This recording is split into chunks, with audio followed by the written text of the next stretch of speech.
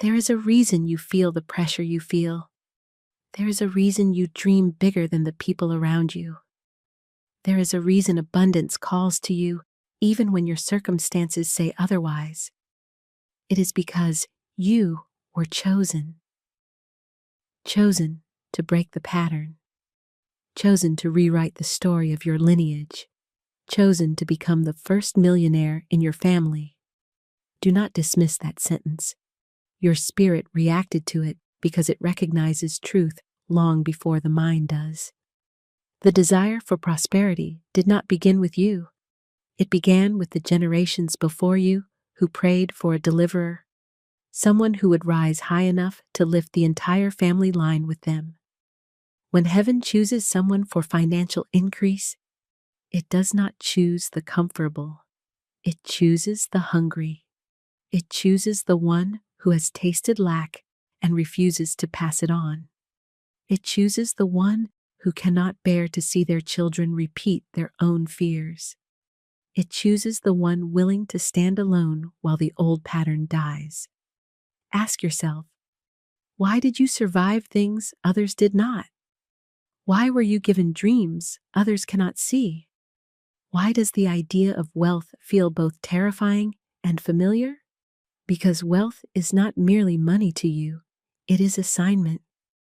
Now let me take you into a moment you have experienced but never named. You sit in a quiet room, bills on the table, a knot in your stomach, yet behind the fear there is a strange knowing. I was not meant to live like this. That knowing is not arrogance. It is memory. Memory of the path heaven designed for you before you ever stepped into this world. But here is the danger. If you ignore this calling, if you repeat the language of limitation, if you allow fear to speak louder than truth, you will not only delay your own prosperity, you will prolong the struggle of every soul tied to your lineage, because the chain breaks with you, or it does not break at all. Let me paint the picture of what happens when a chosen one refuses the call. 10 years pass, and nothing changes. Opportunities appear, but they feel too big. Money touches your hands, but slips away because you speak against it. Dreams shrink to the size of your doubts, and the abundance assigned to you flows to someone else who is willing to claim it. But imagine the opposite. Imagine hearing this message and recognizing it as confirmation. Imagine realizing your desire for wealth is not greed, it is genetic prophecy. You are the one your ancestors prayed for, the one divine order appointed, the one capable of carrying the blessing without losing yourself. Now pause. Breathe. Feel the weight of your calling. A woman once told me she feared wanting wealth. She believed it was unspiritual. I told her, your desire is not hunger for money. It is hunger for freedom. She embraced that truth, and within a year her income multiplied in ways she could not have planned. Not because she worked harder, but because she aligned with her assignment. You must understand this. Wealth is not created by labor alone. Wealth is created by consciousness. If you do not rise in consciousness, you cannot rise in income. But when your consciousness expands, when you speak abundance instead of fear, when you expect supply instead of shortage, when you claim your divine inheritance, wealth rushes toward you as if recognizing its rightful owner.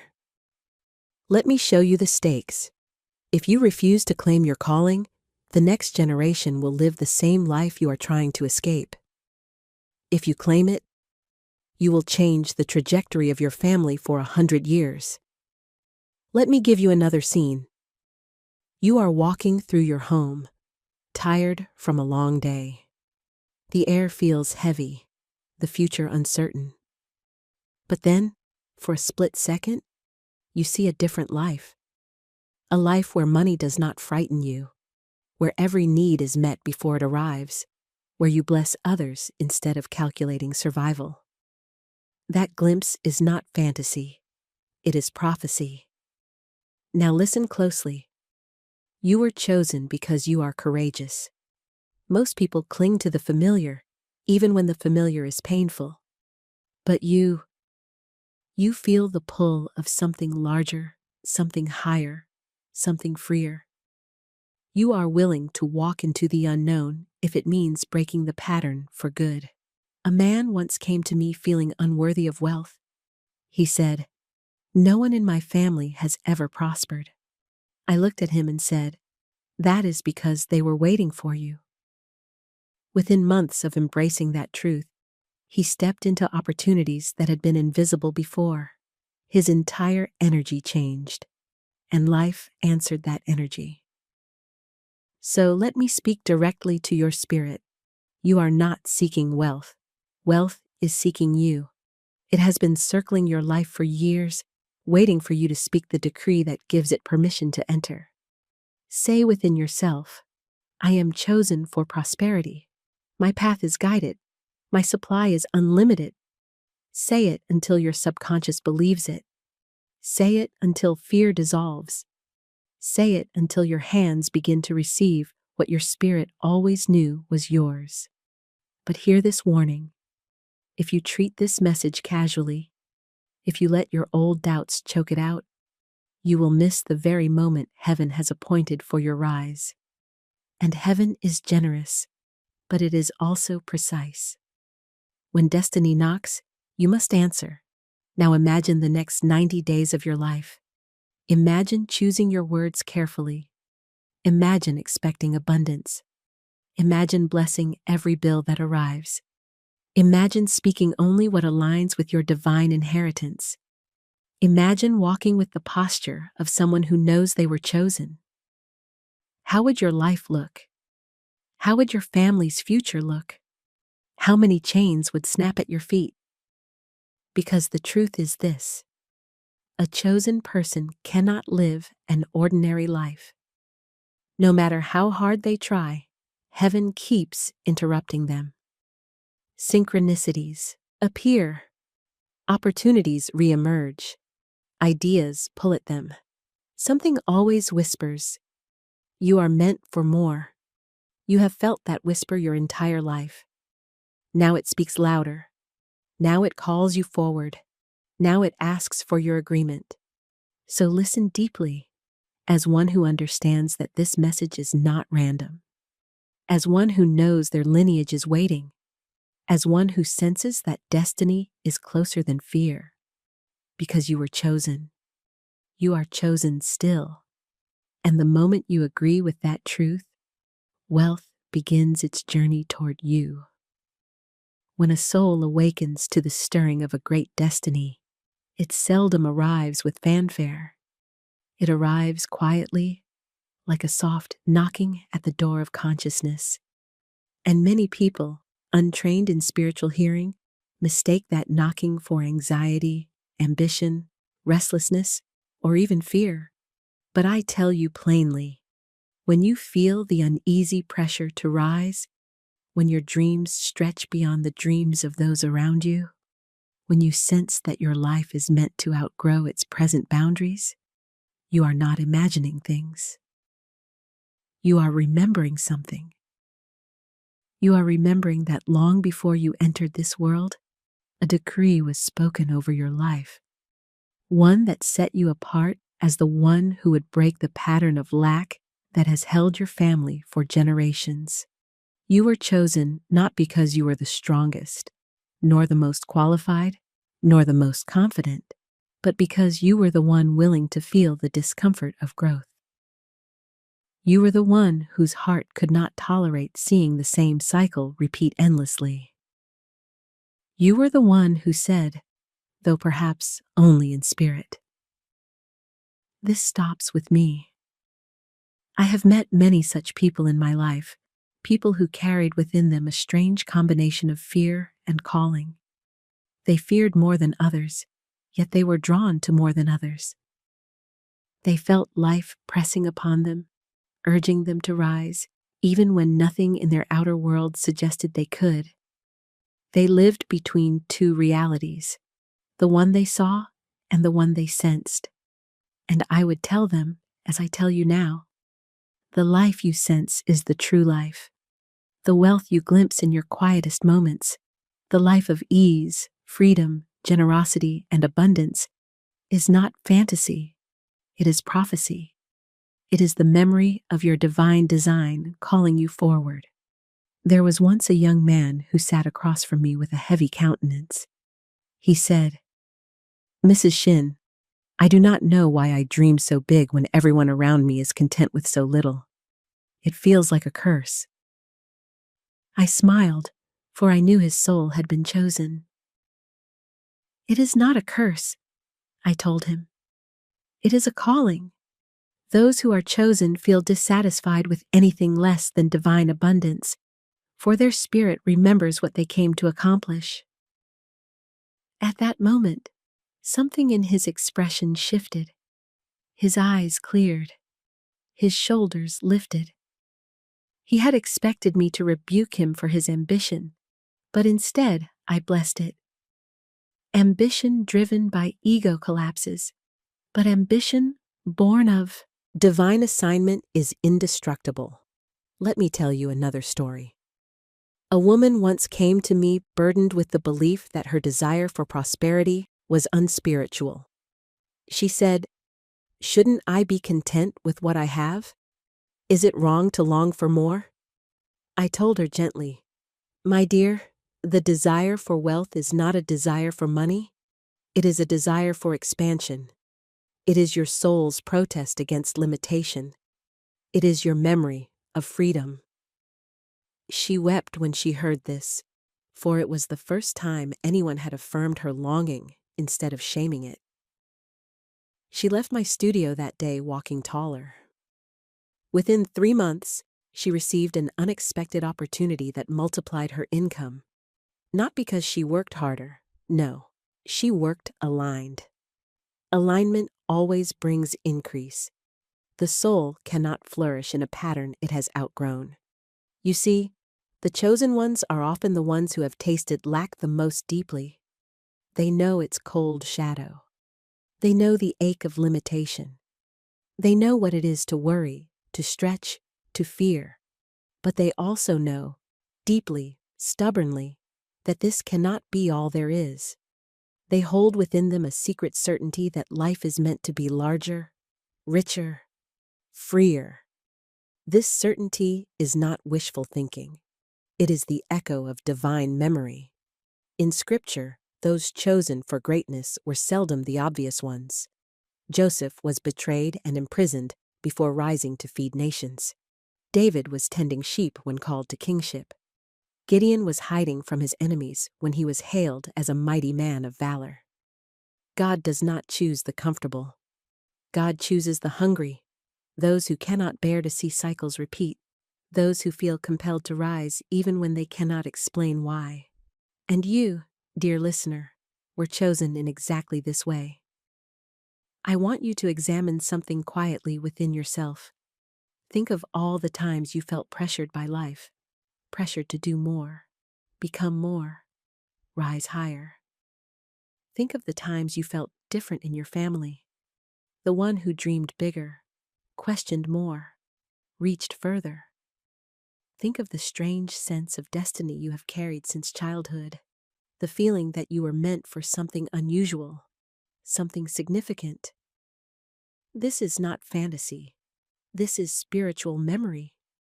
Your soul remembers the decree spoken over your life. I knew a man who felt this calling all his life, but feared it because he believed himself unworthy. He said, "No one in my family has prospered. Who am I to break the pattern?"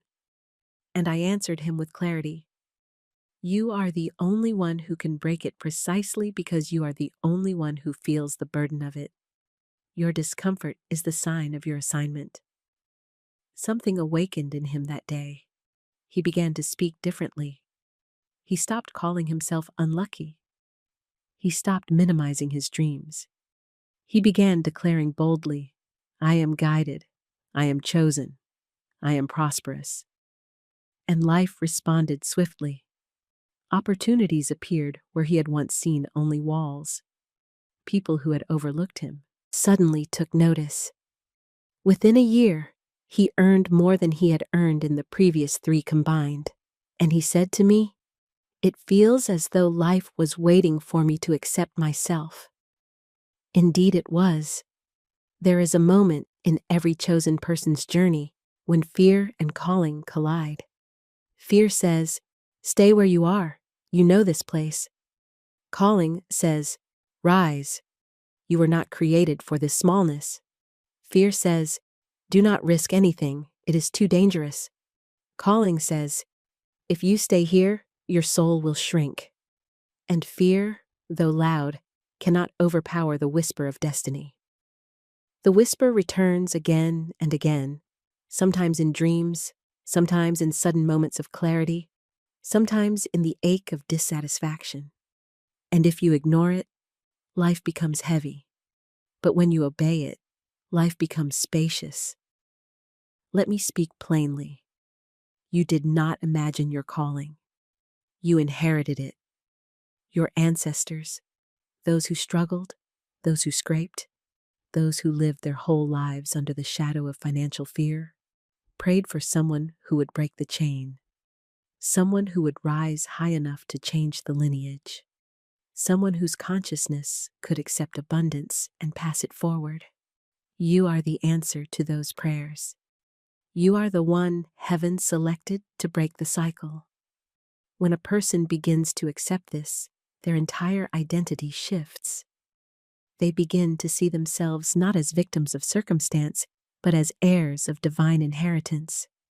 They walk differently. They speak differently. Their eyes carry a new light. Others sense the change and respond to it. Even their environment begins to rearrange itself, preparing the way for demonstrations of wealth. But here is the crucial truth. You must accept the calling. Heaven will not force prosperity upon an unwilling consciousness. Wealth must be claimed. Abundance must be spoken. You must decree, "I am chosen for prosperity. My path is guided. My supply is unlimited." Say it again and again until every cell of your being vibrates with its truth. Your subconscious must be trained to accept your assignment, for the subconscious is the silent engine that drives all manifestation. Let me show you something. Imagine yourself standing in a long line of your family's history, those who came before you and those who will come after. Behind you, weary faces. Ahead of you, faces not yet born. You are the hinge. You are the turning point. If you break the chain of lack, everyone after you walks free. If you refuse your calling, the pattern repeats. This is why your desire is not selfish. It is sacred. Your wealth is not for you alone. It is for the freedom of generations. A chosen person cannot live an ordinary life. Life keeps interrupting them. Synchronicities appear. Opportunities reemerge. Ideas tug at their sleeves. A quiet voice whispers, "There is more. Rise higher. Step forward." You have heard this whisper many times. You are hearing it now. And so I say to you, let this be the moment you agree with heaven. Let this be the moment you stop doubting your calling. Let this be the moment you say, "I am chosen to break the pattern. I am chosen to rise. I am chosen to prosper." For the moment you accept this truth, wealth begins its journey toward you. And now, having awakened your memory of being chosen, we must break the old pattern of lack that has followed your family line for generations. When you are ready, we shall proceed. There is an unseen inheritance that every family passes down, not in coins, not in property, not in written wills, but in words, in fears, in expectations, in silent agreements about what is possible and what is not. These unspoken legacies shape the consciousness of each new generation, and unless someone rises to break the pattern, the same limitations repeat themselves like a story told too many times. When you look honestly at your lineage, you may see a thread that runs through it. Perhaps fear of not having enough, fear of losing what little exists, fear of stepping beyond familiar boundaries. Some families carry the belief that money is hard, or wealth is for other people, or we just get by. These ideas settle into the subconscious like old furniture stored in the attic. They remain there until someone with spiritual courage chooses to cast them out. You are that someone. The reason you feel the pressure you feel is because you were born to end the pattern, not repeat it. You were chosen to turn the tide, to rewrite the narrative of your lineage, to release every generational fear that has whispered through the years. But release does not happen by accident. It happens by intention. It happens by decree. It happens through the sacred act Florence Scovel Shinn called casting the burden, placing every inherited fear, every old belief, every limitation upon the Christ within, and refusing to carry it another day. A woman once came to me burdened by a fear that had plagued her for as long as she could remember. She said, "In my family, something always goes wrong with money. Every time we come close to rising, something collapses." She believed her destiny was chained to this pattern. I told her, "My dear, you have been honoring a false prophecy. The pattern was never yours. You inherited it, and you have the right to dissolve it." I taught her to say, "I cast this burden of lack on the Christ within, and I go free." She repeated it diligently. Something remarkable happened. The old fear, which had clung to her like a shadow, loosened its grip. She found herself expecting good where she once expected loss. Others noticed the difference. Her children remarked that she seemed lighter. Her co-workers commented on her newfound confidence. And as her inner world shifted, her outer world followed. A raise came, a debt resolved, an opportunity appeared. She said, "I feel as though my family's story broke open."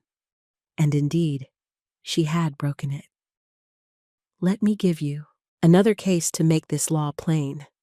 A man once told me that poverty had haunted his family for generations. "My parents struggled, their parents struggled," he said. "We do not seem to have the fortune other families have." I told him, "Fortune is not hereditary, but consciousness is. You have inherited their thought forms, but thought forms are shadows. The light of truth dissolves them instantly." I gave him the affirmation, "There is no loss in divine mind, therefore I cannot lose." He practiced it each morning. At first, he felt nothing, but repetition impresses the subconscious, and soon his entire disposition changed. He relaxed. He smiled more. He walked with a certainty unfamiliar to him. People responded to this shift. His employer entrusted him with more responsibility, and within months, he stepped into a position that doubled his income. When he returned to see me, he said, "I feel free from something I did not even know was binding me." That is the effect of casting generational burdens. You must realize, your family's fears are not your fate. They have shaped your consciousness, yes, but consciousness is clay in your hands. You can mold it anew. You can speak a different word. You can create a new mental picture so powerful that it becomes the blueprint of your entire future. The moment you say, "This pattern ends with me," heaven hears you. And the old pattern, which once felt immovable, begins to dissolve like mist before the morning sun. People often believe they are fighting outer circumstances, when in truth, they are wrestling with inherited inner pictures. These pictures whisper things like, "We are not meant for wealth," or "Someone like me could never prosper," or "Money always slips away." These pictures must be broken. They must be cast upon the Christ within, for the Christ within holds the divine design for your life, a design untouched by your family's fears. Let me paint another case. A young woman, modest and gentle, came to me with the belief that no one in her family had ever achieved financial stability, and therefore she would not either. She said, "Mrs. Shinn, I feel as though there is an invisible ceiling over me." I answered, "There is, but you created it through expectation, and expectation can be reversed." I taught her to affirm, "What God has done for others, He now does for me and more." She spoke this faithfully. Soon she found herself presented with an offer that required courage. Her family advised her against it, fearing risk. But her newfound spiritual clarity guided her to accept. The offer led to work that brought her joy, fulfillment, and financial ease beyond anything she had known. She later told me, "My mother said she never imagined this life was possible." And I said, "It was always possible. Someone merely needed to open the door." Let us consider how the world sees you once you begin breaking patterns. People who once doubted, you now watch you with a kind of curiosity. Your confidence unsettles their old expectations. Your calmness surprises them. They notice your speech has changed. You no longer speak in the dialect of fear. Your presence grows steadier. Your choices reflect purpose. Even your posture shifts. A person breaking a generational pattern carries an unmistakable air of authority, a quiet assurance that life must obey them because they now obey divine law. Biblical stories illustrate this truth beautifully. When the Israelites left Egypt, they walked out not only from bondage, but from the mental picture of bondage. They cast the burden. They stepped into a new identity, one that required courage, obedience, and a willingness to walk by faith rather than sight. When Joshua commanded the people to shout and the walls of Jericho fell, he performed the metaphysical act of dissolving old structures through sound, through decree. And you must do the same with the walls of lack in your lineage. These walls are not physical, they are vibrational, and they fall when you speak the right word. Here are the affirmations that break generational patterns most effectively. I cast the burden of lack on the Christ within, and I go free. Every false pattern is dissolved. The divine pattern now appears. There is no loss in divine mind. I inherit only good. The chain ends with me. The blessing begins with me. Speak them morning and night. Speak them until your inner world shifts. Speak them until your subconscious accepts them as the new blueprint of your life. Let me give you a metaphor to hold. Imagine your family line as a long corridor. Each generation walked a certain path because the door to abundance seemed locked. But now you have the key. When you insert it, when you speak your decree, the door opens. And everything behind you changes, because everything ahead of you changes. Now that the burdens of your lineage have been lifted, the next great force begins to stir. The magic path of intuition, ready to guide you toward the channels of wealth prepared for you. When you are ready, we shall walk onto that holy path together. When a person has cast off the heavy garments of inherited fear, something wondrous happens within them. Intuition awakens. It rises like a soft dawn in the consciousness, illuminating steps that were previously hidden, revealing openings where the mind once saw walls, whispering directions that seem small at first, yet lead to great demonstration. And I tell you plainly, no one becomes the first millionaire in their family without walking the magic path of intuition. For intuition is divine intelligence speaking to you in the language of suggestion, impulse, and quiet certainty. It is the shepherd guiding the soul toward its rightful field of abundance. Many people ignore intuition because they expect it to arrive with thunder or certainty. They expect a command, a revelation, a dramatic sign. But spirit seldom moves that way. The divine whispers, never shouts. Intuition is the gentle tug, the inward nudge, the sense that you ought to go here instead of there. Speak to this person. Write that letter. Revise that idea. Take that step. These impressions seem insignificant to the untrained mind, but to the spiritually awakened consciousness, they are the stepping stones of destiny. Let me tell you of a young woman who once sat before me, frustrated because she felt she was making no progress in her finances. She prayed for opportunity, affirmed prosperity, cast her burdens faithfully, yet nothing seemed to move. I asked her, "Have you listened to the quiet voice within?" She looked puzzled and said, "I hear nothing." I told her, "You hear, but you do not recognize."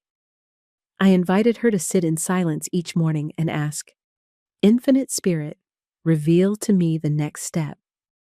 She agreed. Within days, she felt an inexplicable urge to reorganize her workspace. She resisted at first, thinking it trivial, but intuition persisted. When she finally obeyed, she discovered old sketches tucked away in a drawer, ideas she had forgotten. These sketches reignited a passion she had set aside. Within a month, she sold her first commissioned piece. Within a year, her small creative work had grown into a thriving business. She said, "It all began with a whisper, a simple urge to tidy a drawer." And I answered, "Spirit always begins with the small. The small leads to the great." Another man I taught felt unsettled at his job. He longed for change, but feared making the wrong move. Every morning he affirmed, "Infinite Spirit, open the way for my right work." One day, as he walked to the train, he felt compelled to take a different route. It made no sense, yet the inward tug was unmistakable. He obeyed. On that unfamiliar street, he encountered an old acquaintance who mentioned an opportunity in a field he had long admired from afar. Within weeks, he stepped into that role, one that brought him fulfillment and financial expansion. He told me, "It felt as though I stumbled into it." And I replied, "You did not stumble. You followed the lamp." The magic path of intuition is like a lantern lighting only the next few feet.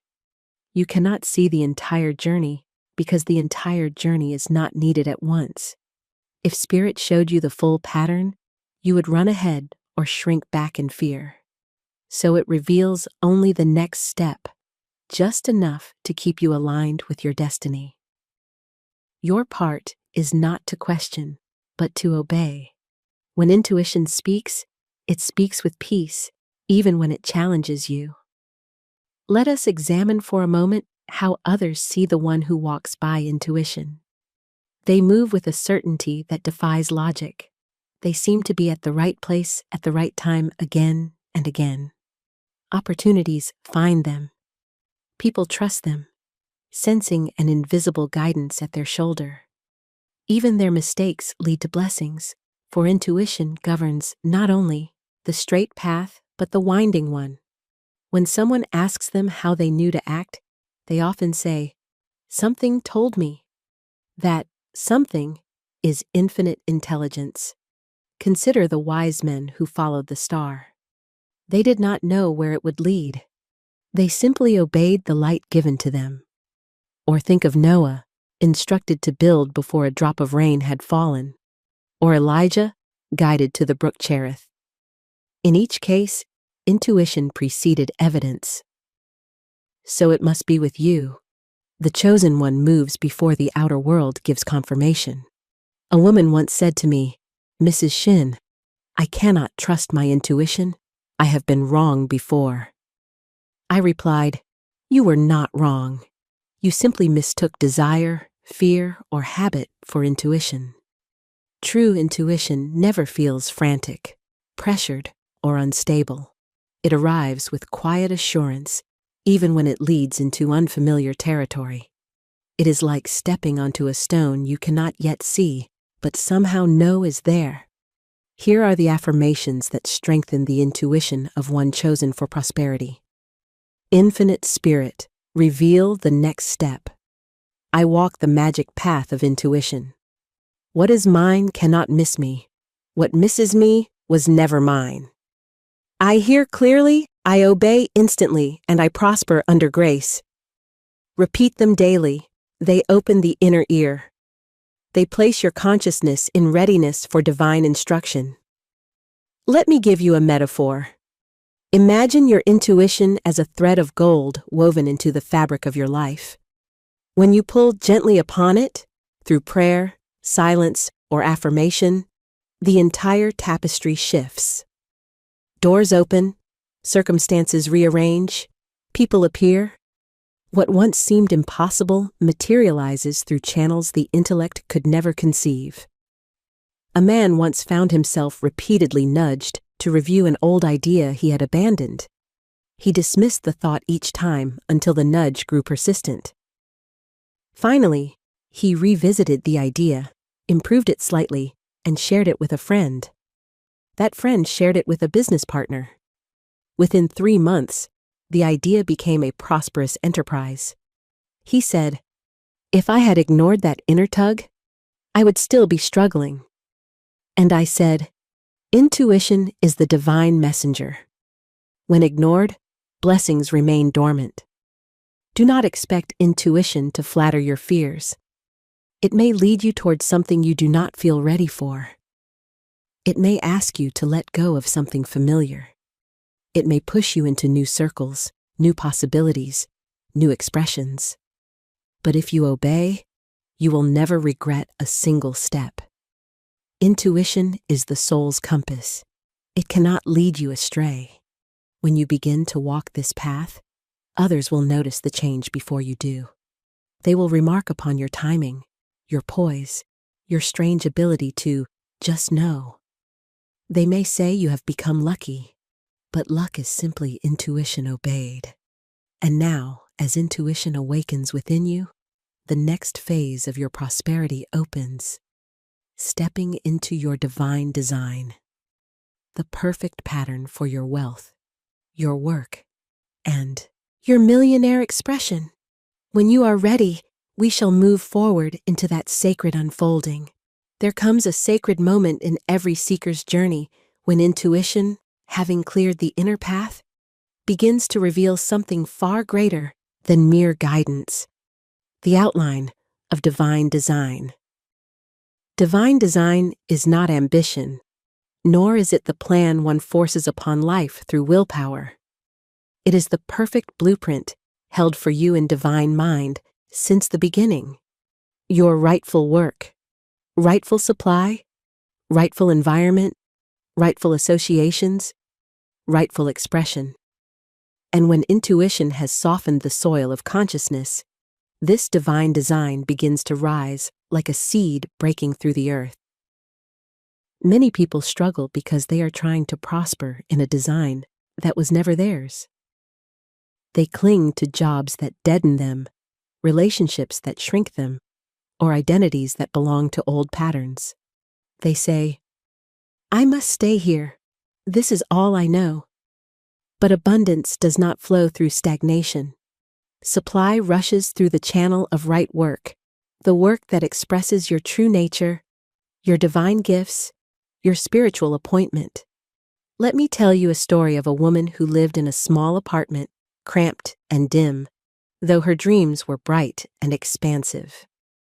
She felt confined not only by her room, but by her work, tasks that left her spirit untouched. One December, she read the phrase, "I have a wonderful work in a wonderful way," and it stirred something within her. She began to say it each morning. At first, nothing moved. But then intuition whispered, "Set an extra place at your table." She obeyed. It felt absurd, for she lived alone and saw few visitors. Yet each evening she placed the extra setting with reverence, as if welcoming an unseen guest. One night, a friend dropped by unexpectedly and noticed the place set. "Are you expecting company?" the friend asked. The woman laughed and said, "Yes, though not from this world." The friend was intrigued. Days later, she introduced the woman to someone who needed assistance in a field aligned with her natural gifts. This simple introduction led to a position that expanded her life dramatically. She moved into a brighter home, received a higher income, and found herself expressing talents long buried. She said to me later, "That extra plate opened a door I did not even know existed." And indeed, divine design had been waiting for her faith act. There was also a young man who wore a shabby suit to every opportunity he sought. He believed his outward circumstances justified his attire. I told him, "If you wish to step into a larger life, dress as one who belongs there." He resisted at first, thinking it vanity, but spiritual law is not concerned with vanity. It is concerned with signal. You must send the subconscious the signal of what you believe to be true. So, he purchased a new suit, modest but well-tailored. That very week, he was invited into a meeting that changed the course of his work. His demeanor, his voice, his very posture was transformed by the simple act of dressing in agreement with his divine design. People often say, "When opportunity comes, I will prepare." But metaphysics teaches, prepare and opportunity comes. Your divine design is always trying to reach you. It is tapping at the windows of your consciousness, seeking expression. But it cannot enter until you open the door with your decree. Let the divine design of my life now come to pass. Say this until you feel a stirring within you, as if a hidden chamber of your heart has opened. Divine design does not come through strain, nor through anxious striving. It comes through faith, readiness, alignment. I once counseled a man who worked tirelessly in a job that drained him. He feared leaving it, believing it the only source of his supply. But I reminded him, "Your job is not your source. God is your source. Your job is but one channel of supply." I taught him the affirmation, "What is mine by divine right now comes to me in perfect ways." He repeated it faithfully. Soon, the very company he worked for underwent changes, and he was offered a position far more suited to his talents. He said, "I thought the door was closing, but it was opening." This is the nature of divine design. It disguises blessings as rearrangements. People will notice when you begin stepping into your right place. Your entire bearing shifts. There is a new steadiness in your voice, a clarity in your gaze, a calm that cannot be shaken by outer conditions. You look like one who belongs to the life they are walking toward. Even your home begins to reflect your rising consciousness. Perhaps you tidy old corners, rearrange furniture, or feel moved to acquire something lovely in faith. These acts are not trivial. They are signals to divine intelligence that you are ready for the larger life awaiting you. Consider the biblical story of Peter casting his net on the right side of the boat. He had labored all night on the wrong side, yielding nothing. But the moment he obeyed the divine instruction, abundance rushed in so swiftly that the nets nearly broke. This is metaphysical truth. Abundance is effortless when you stand in your right place. Divine design never strains. It clicks, it aligns, it flows. When you are in your rightful work, you feel enlarged, not diminished. When you are in your rightful surroundings, you feel inspired, not confined. When you meet your rightful companions, you feel supported, not drained. And when you step into your rightful wealth, you feel natural, not overwhelmed. Let us speak plainly now. Your millionaire identity is already contained within your divine design. You are not forcing something unnatural. You are stepping into what has always been prepared for you. Wealth is not an exaggeration. It is your rightful expression when you are aligned with your true work and guided by spirit. Here are the affirmations that align you most quickly with your divine design. Let the divine design of my life now come to pass. I have a wonderful work in a wonderful way, and I give wonderful service for wonderful pay. What is mine cannot be taken. What is not mine cannot remain. Repeat them until the old identity dissolves. Repeat them until doors open. Repeat them until the path becomes unmistakable beneath your feet. And now, with your divine design emerging, we turn to the most potent creative force in your journey, the Word. For even divine design cannot manifest fully until you learn to speak in accordance with it. When you are ready, we shall step into the chamber of the boomerang law, where every word returns multiplied. There is a law woven through the universe so precise, so unfailing, that once a person grasps it, they hold the key to shaping their entire destiny. It is the boomerang law of words, the truth that whatever man sends out in speech returns to him multiplied. Words do not vanish. They travel, they imprint, they construct, they summon. Your word is not merely sound, it is substance. It is the invisible architect of your affairs. And I tell you, with absolute certainty, no one becomes the first millionaire in their family without mastering their tongue. Some believe they can speak fear and live in faith. They believe they can speak lack and receive abundance. They believe they can joke about misfortune yet expect prosperity. But the law does not bend for sentiment. The law only obeys the decree. The subconscious mind accepts every word as an order, and life shapes itself to fulfill those orders with immaculate precision. There was once a man who complained daily about his finances. Even when blessings arrived, he gave them no acknowledgement. He would say things like, "Money never stays with me," or "I can't win for losing." He thought he was speaking casually, even humorously, but spiritual law does not recognize humor. It recognizes vibration. It recognizes instruction. And so his life reflected exactly what he declared. When he came to me in frustration, I said, "You are standing in the harvest of your own words. Speak differently, and life will obey differently." I gave him the affirmation, "I expect the unexpected, and my good now comes." He resisted at first, for pessimism had become his habit. But as he repeated the decree, something shifted. His speech became hopeful, his posture more upright, his countenance brighter, and life responded. He received offers, invitations, and unexpected income. He said, "It feels as if my life was waiting for me to speak differently." And indeed, it was. Let me tell you of another woman who constantly joked about being broke. She said it with a smile, believing her light tone removed the sting of the words.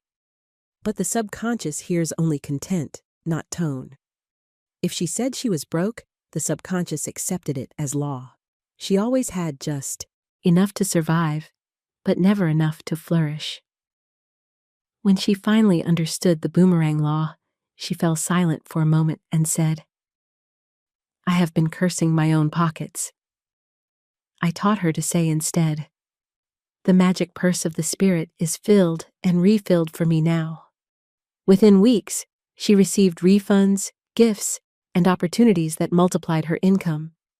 Her astonishment was genuine, but her results were not miraculous. They were lawful. Words are seeds. Every sentence you speak plants a seed in the garden of your subconscious. Some seeds bear fruit quickly, others take time, but all return in season. If you plant weeds, you reap weeds. If you plant abundance, you reap abundance. And your family's generational harvest has been shaped, perhaps for decades, by the words spoken before you. We don't prosper. Money is hard. We just can't get ahead. People like us don't become wealthy. These were seeds, and generations harvested their bitter crops. But you, dear listener, are the new gardener. The moment you speak a different word, the entire field begins to transform. Others can sense when your speech changes. They may not understand why, but they feel the difference. Your voice carries new authority. Your declarations no longer tremble. You begin to speak as one who expects results. People treat you with more respect. Doors open more quickly. Conversations flow differently. Even opportunities respond, for everything in life listens to your tone. Consider the biblical centurion who said, "Speak the word only, and my servant shall be healed." He understood the power of decree. When he spoke, the invisible realm obeyed. And because he believed, the miracle occurred instantly. This story is not merely ancient history, it is spiritual instruction.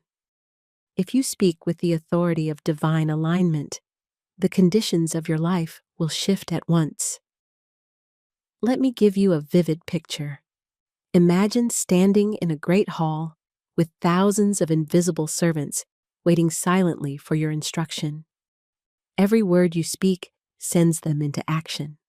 If you say, "Everything goes wrong for me," they say, "Very well," and arrange conditions accordingly. If you say, "Wealth flows to me," they say, "Very well," and rush to create channels. These servants are your subconscious impressions, your invisible helpers, your spiritual forces. They cannot choose. They can only obey. A woman once told me she feared checking her bank account because it always brought disappointment. I said, "You must change your decree before you change your balance." I instructed her to bless her bank book daily with the words, "God is my supply, and immediate abundance is on its way." She soon found that every time she spoke the blessing, her fear dissolved and unexpected funds appeared. "It is uncanny," she told me. "It is not uncanny," I answered. "It is the law fulfilling your word." Here are the affirmations that align your speech with your millionaire destiny. My word is my wand. I speak only abundance. Everything I say is a command to the universe, and the universe obeys. I expect good. I speak good. I receive good. Every decree returns multiplied. Say them until your voice acquires direction, tone, conviction. Say them until people begin to hear something new in you. Say them until your subconscious realizes you are no longer interested in the dialect of lack. Let me show you another image. Picture yourself at the edge of a vast field covered in frost. For years, the seeds planted there have not grown. But now, as you speak new words, the frost melts. The ground warms. The seeds awaken. Shoots of abundance begin to rise. You may not see the full harvest instantly, but you will feel the change at once. Your speech is the sunrise that awakens the field. And now that your words have been trained to align with prosperity, a great mystery of supply begins to unfold. The magic purse of the spirit, which brings wealth through channels unseen and unexpected. When you are ready, we shall step into this chamber of demonstration. There is a secret reservoir of supply surrounding every soul, though few ever draw from it. They look to their wages, their hours, their employers, their skills, their past, and say, "This is all I can have." But that is not spiritual truth. It is only mental habit. In divine mind, there is no shortage, no depletion, no hierarchy of who may prosper and who may not. There is only infinite supply, waiting for the consciousness that knows how to receive it. And for the chosen one, the one destined to become the first millionaire in their family, this reservoir begins to move the moment they align their thoughts, words, and expectations with the law of abundance. Florence Scovel Shinn often spoke of the magic purse of the spirit, a purse that can never be emptied, a purse that refills itself each time you draw from it. This is not a fairy tale. It is metaphysical symbolism for the truth that your supply does not come from the outer world. The outer world is merely the stage upon which the inner law performs. Your true supply comes from divine intelligence, flowing through countless channels, some known, some invisible, some unexpected, some astonishing. And when a chosen soul begins to claim their inheritance, supply rushes in with uncanny speed. I once taught a woman who lived with constant financial fear. Her purse always felt light, her bank book always strained. She counted every coin with trembling fingers. "I fear money," she confessed. "I fear losing it. I fear never having enough." I told her, "Money hears you, and it obeys your fear. For money is like a shy animal. It draws near when it is blessed and flees when it is cursed." I taught her to hold her purse each morning and speak, "This purse is full and overflowing with blessings. It can never be depleted." She felt foolish at first, for the purse in her hand did not match the abundance she declared. But the purse in her consciousness began to shift immediately. Within a week, she received an unexpected refund. Days later, a friend repaid an old debt. A small opportunity for extra work appeared. She told me, "It feels like money has become friendly." But what truly became friendly was her own vibration. Another man I counseled had long believed that wealth was beyond him. He worked faithfully, but saw little return. He carried the vibration of barely enough. I gave him the affirmation, "The supply that is mine by divine right now comes to me in perfect ways." At first, nothing seemed to change, but he persisted. Then one afternoon, he felt guided to check an old account he had forgotten. To his astonishment, it held more funds than he remembered, and with interest accumulated. Shortly after, he received an offer to participate in a project that brought him more income in 3 months than he had earned the entire previous year. He said, "It feels unreal." I answered, "It is not unreal. It is the first sign that you have stepped into your true inheritance." Wealth begins inwardly long before it appears outwardly. The subconscious must be persuaded, gently but firmly, that supply is natural, expected, welcome. The chosen one cannot afford the luxury of speaking lack, fearing bills, or shrinking before opportunity. They must live as if supply is their birthright. Because it is. Let us examine how others perceive the one who has awakened to their supply. Their face grows serene. Their speech becomes generous, not only with money, but with encouragement, gratitude, and expectation. They carry themselves with the dignity of one who knows they will always be provided for. They no longer clutch at pennies or shrink from generosity. People sense this change. They see stability where there was once worry. They feel comforted in the presence of one who trusts divine provision. Employers, colleagues, and strangers respond. Doors open, opportunities appear, support flows. There is a biblical story of a widow who had only a small vessel of oil. The prophet told her to pour it into many jars. She obeyed, and the oil multiplied until every jar was full. The miracle did not occur because she possessed great resources. It occurred because she obeyed the spiritual law of expansion. She acted as if supply were abundant, and abundance revealed itself. The same principle applies to the chosen one today. When you bless what you have, it multiplies. When you fear what you have, it diminishes. Let me give you another story.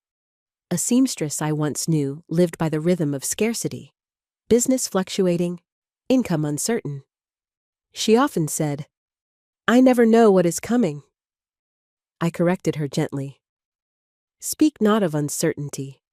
Speak of divine order." I taught her to affirm, "Every avenue of supply is open to me. I prosper wherever I go." Shortly after, she felt led to display her work in a different window. A simple act of obedience. A woman of influence passed by. admired her craftsmanship, and commissioned several pieces. This one connection opened doors to a clientele she had only dreamed of. She told me, "It feels as though heaven arranged the meeting." I replied, "Heaven arranges everything for the consciousness that expects supply." Let us consider how the magic purse operates. It does not depend on wages, hours, or human approval. It is fed by divine channels, channels beyond your imagination.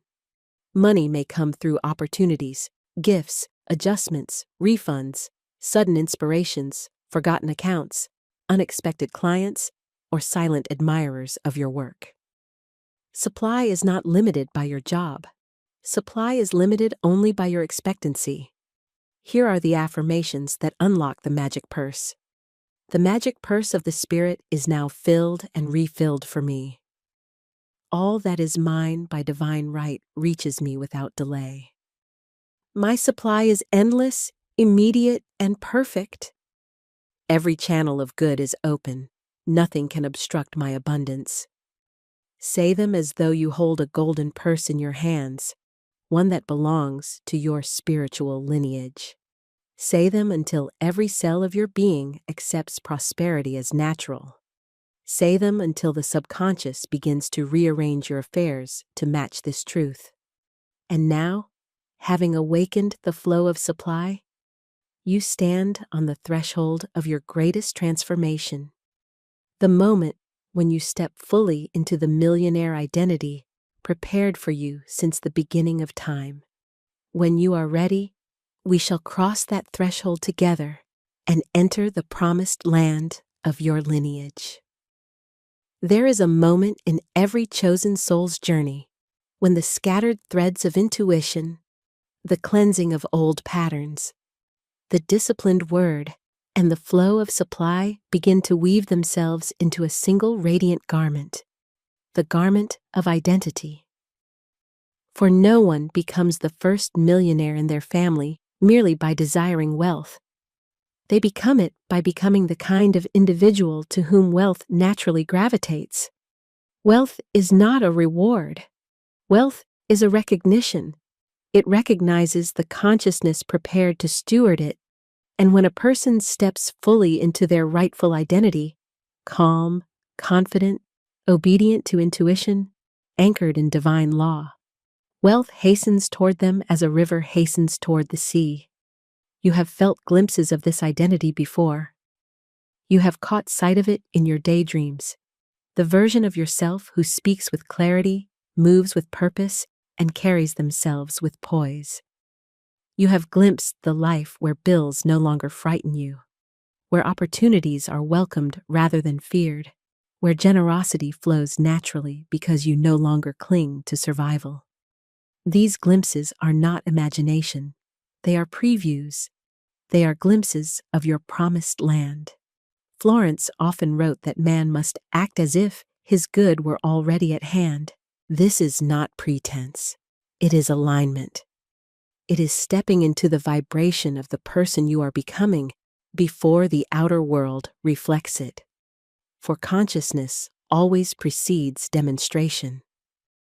I once taught a man who felt deeply unworthy of wealth. He had grown up in poverty and carried an invisible heaviness around him. He spoke softly, walked timidly, and expected little. When he affirmed prosperity, he did so with a trembling voice, uncertain whether he had the right to speak such words. I told him, prosperity responds to identity. You must see yourself as wealthy long before you become wealthy. I instructed him to stand before the mirror each morning and say, I am a vessel for divine abundance. What I do prospers. What I touch flourishes. At first he whispered it, then he spoke it, then he believed it, and when he believed it, life aligned. He received opportunities that seemed tailor-made for his gifts. He was welcomed into rooms that once felt inaccessible. People began treating him with a respect he had never known. He later told me, others saw the millionaire in me before I saw it myself, and that is how identity works. Others recognize your new vibration even before you consciously settle into it. Let me tell you of a woman whose identity shifted so dramatically that her entire family felt the change. She had long been the one who said, "I cannot afford it. We do not prosper. Nothing ever works for us." These words had shaped her life into a narrow corridor. But after studying spiritual law, she began to discipline her speech. She replaced her lack phrases with affirmations of abundance. She acted as though she belonged to a larger world. She carried herself with dignity rather than fear. And slowly, her children, her relatives, even her neighbors began to treat her differently. They came to her for advice. They trusted her judgment. They spoke of her with admiration. The transformation in her consciousness had reshaped her place in the social order. The millionaire identity had announced itself, and others bowed to it naturally. Let us examine what happens spiritually when you step into this identity. The subconscious, once saturated with fear, receives new instructions. It begins to generate circumstances that match your self-concept. It eliminates opportunities that do not belong to your vibration and ushers in those that do. Intuition becomes more precise, more insistent. Your environment begins to change, first subtly, then dramatically. Even your posture shifts. Your shoulders lift, your eyes brighten, your breath deepens. You begin to walk through the world as one who knows, everything I need is already prepared for me. Others perceive this shift immediately. They may not articulate it, but they feel it. They sense you are no longer swayed by fear. You no longer cling to excuses. You no longer shrink before challenges. They feel your steadiness, your clarity, your inner glow. They treat you as someone to be respected, someone to be invited, someone to be entrusted with greater things. Wealth begins to recognize you because you now resemble those who steward it well. Think of Joshua standing before the promised land. The land was always his, but he had to step into the identity of the leader before he could possess it. Think of Solomon, who asked not for riches but for wisdom, and received both, for the wise are prepared for wealth. The promised land is not a place. It is a consciousness.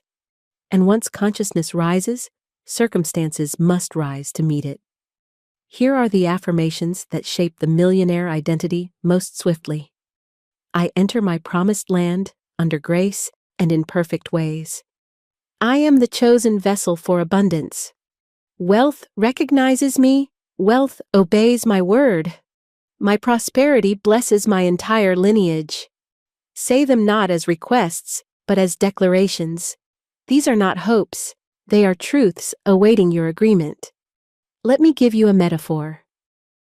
Picture yourself standing in a vast banquet hall.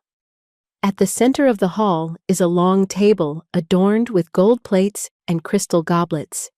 There is a single chair with your name engraved upon it. This table has been prepared for generations, yet remained untouched because no one believed they were worthy to sit at it. But now you walk toward it, not timidly, not cautiously, but with quiet assurance. And as you sit, the hall brightens, for the rightful heir has arrived. Your family may not understand your transformation at first. They may feel intimidated by it. They may doubt it or resist it. But in time, they will see that your rise elevates them. Your wealth becomes the breaking of chains. Your prosperity becomes a shield for those who come after you. Your new identity becomes the ancestral turning point. And generations from now, they will speak of you not as the lucky one, but as the chosen one, the one who stepped into their divine design and lifted the entire lineage. Now, having come this far in consciousness, the final step awaits, the full integration of wealth, identity, purpose and divine assignment. When you are ready, we shall enter the culminating chamber where everything you have learned resolves into spiritual certainty. You were chosen, and you are ready to rise.